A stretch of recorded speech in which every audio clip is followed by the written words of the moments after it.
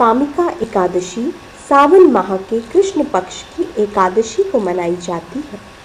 इस एकादशी के दिन भगवान श्री कृष्ण की पूजा करने से जो फल मिलता है वह फल गंगा, काशी और अन्य तीर्थ स्थानों में स्नान करने वाले फल के समान होता है। इस एकादशी का व्रत करने के लिए प्रातः स्नान करके भगवान श्री विष्णु को भोग लगाना चाहिए। आचमन के पश्चात धूप, दीप, चंदन आदि पदार्थों से आरती उतारनी चाहिए। इस एकादशी के व्रत के दिन श्री हरि का पूजन करने से व्यक्ति के पितरों के भी पाप दूर हो जाते हैं। उपवास करने वाला व्यक्ति पाप रूपी संसार से उभरकर मोक्ष की ओर अग्रसर होता है। इस एकादशी के विषय में यह मान्यता है कि जो मनुष्य श्रावण मास में भगवान श्रीधर की पूजा करता है उसके द्वारा गंधर्वों और नागों की सभी की पूजा हो जाती है। लाल मणि, मोती, दूर्वा और मूंगे आदि से पूजा होने के बाद भी भगवान श्री विष्णु उतने संतुष्ट नहीं होते जितने कि तुलसी पत्र से पूजा होने के बाद होते हैं। जो व्यक्ति तुलसी पत्र से श्री केशव का पूजन करता है उसके जन्म भर के पाप नष्ट हो जाते हैं।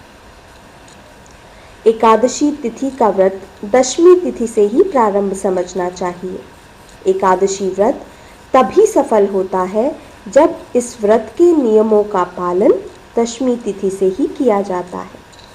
जिस व्यक्ति को दशमी तिथि का व्रत करना हो उस व्यक्ति को दशमी तिथि में व्यवहार को सात्विक रखना चाहिए, सत्य बोलना और मधुर बोलना चाहिए। ऐसी कोई बात नहीं करनी चाहिए जो किसी और को दुख पहुंचाए। व्रत की अवधि लंबी होती है, इसलिए उपवासक में दृढ़ संकल्प का भाव होना चाहिए। एक बार व्रत शुरू करने के बाद मध्य में कदापि नहीं छोड़ना चाहिए। दशमी तिथि के दिन रात्रि के भोजन में मांस, जौ, शहद जैसी वस्तुओं का प्रयोग नहीं करना चाहिए और एक बार भोजन करने के बाद रात्रि में दोबारा भोजन नहीं करना चाहिए।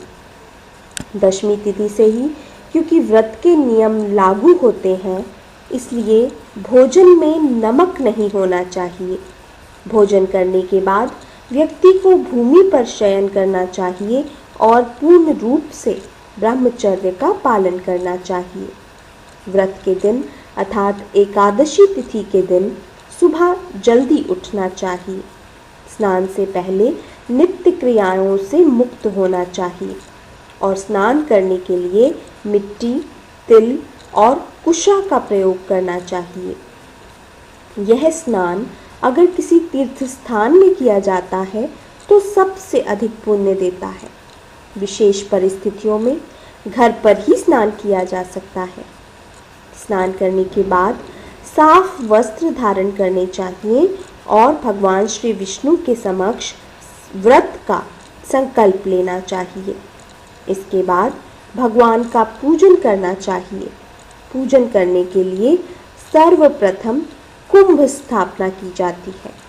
कुंभ के ऊपर भगवान श्री विष्णु जी की प्रतिमा रखी जाती है और उसका पूजन धूप, दीप और पुष्प से किया जाता है।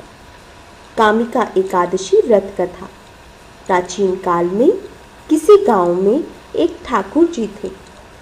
क्रोधी ठाकुर का एक ब्राह्मण से झगड़ा हो गया। परिणाम स्वरूप ब्राह्मणों ने भोजन करने से इनकार कर दिया। तब उन्होंने एक मुनि से निवेदन किया कि हे भगवान, मेरा पाप कैसे दूर हो सकता है। इस पर मुनि ने उसे कामिका एकादशी व्रत करने की प्रेरणा दी।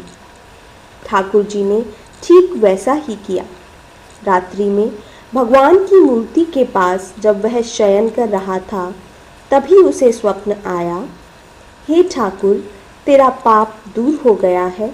अब तू ब्राह्मणों की 13वीं करके ब्रह्म हत्या के पाप से भी मुक्त हो गया है।